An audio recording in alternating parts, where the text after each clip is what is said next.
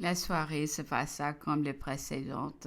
Nous demeurâmes dans le salon, parlait du voyage de l'empereur avec les personnes qui devaient l'accompagner. Louis resta dans son cabinet avec le duc de Bassano.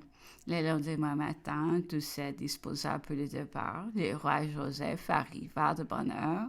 Il était enfermé avec l'empereur lorsque Rousseau, mon valet de chambre, m'apporta une lettre de Paris. Toute ma maison était dans les plus vives larmes. On croyait déjà l'ennemi à ma maison et l'on s'imaginait que je ne pourrais plus rentrer à Paris.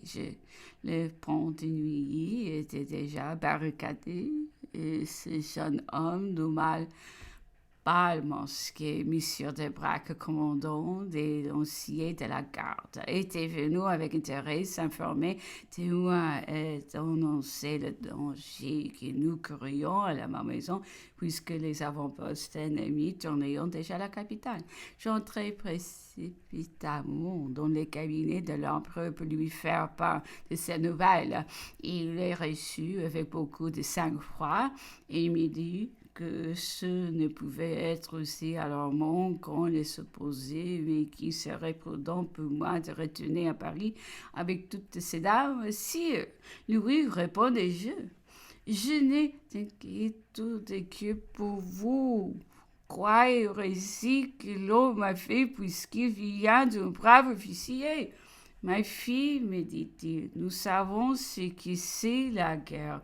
Retournez promptement chez vous et emmenez-moi Madame Bertrand, car je ne pourrai rien faire de son mari tant qu'elle sera là. Je le conjurai de partir, de réfléchir à l'exaspération de l'armée ennemie, les Prussiens s'avançant les premiers. Lui dis-je, et vous avez tout à craindre de leur fureur. Que ferions-ils donc si ils pourrions se porter à des excès contre votre personne?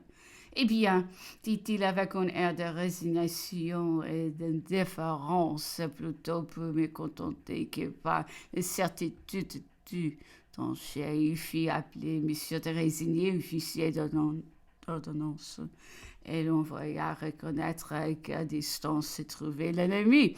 Messieurs de Flau et la Valette arriveront de Paris et confirmeront la nouvelle que je venais de donner.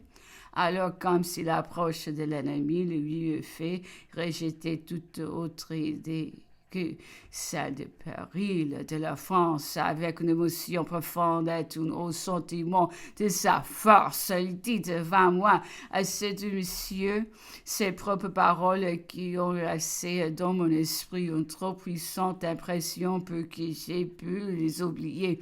Allez auprès du gouvernement provisoire et dites-lui que je puisse encore réunir l'armée, je puisse arrêter la marche de l'ennemi et donner au gouvernement le temps de stipuler les intérêts de la France et de négocier auprès du souverain allié les droits à la liberté qu'elle va perdre.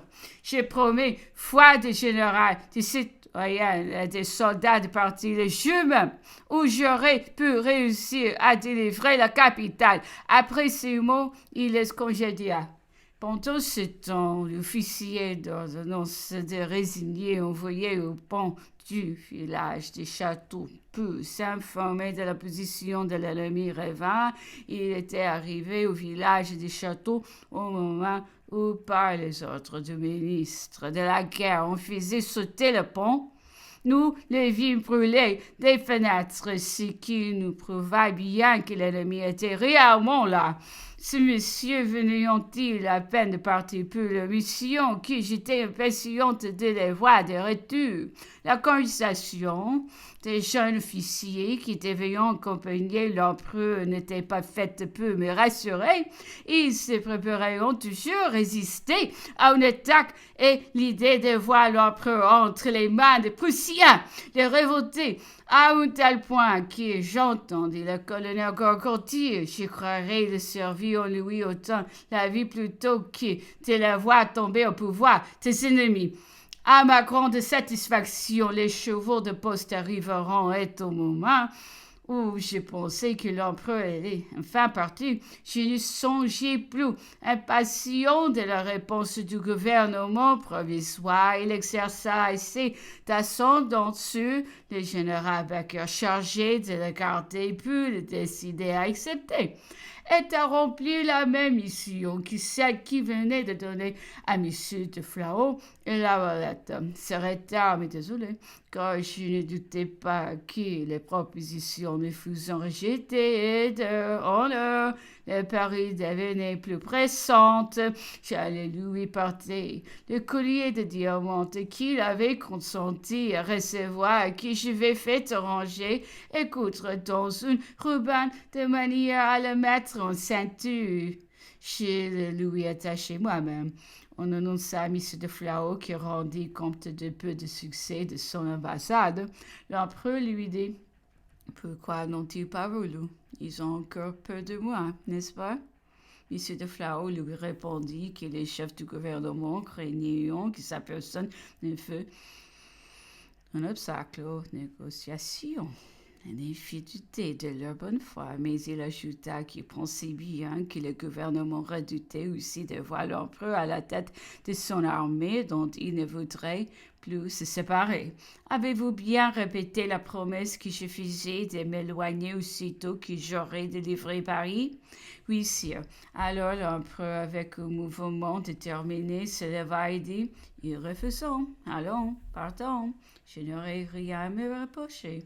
J'aurais rempli mon devoir jusqu'à la fin. Je voulais encore faire un dernier effort pour le salut de la France et enfin le jeter à la merci de ses ennemis.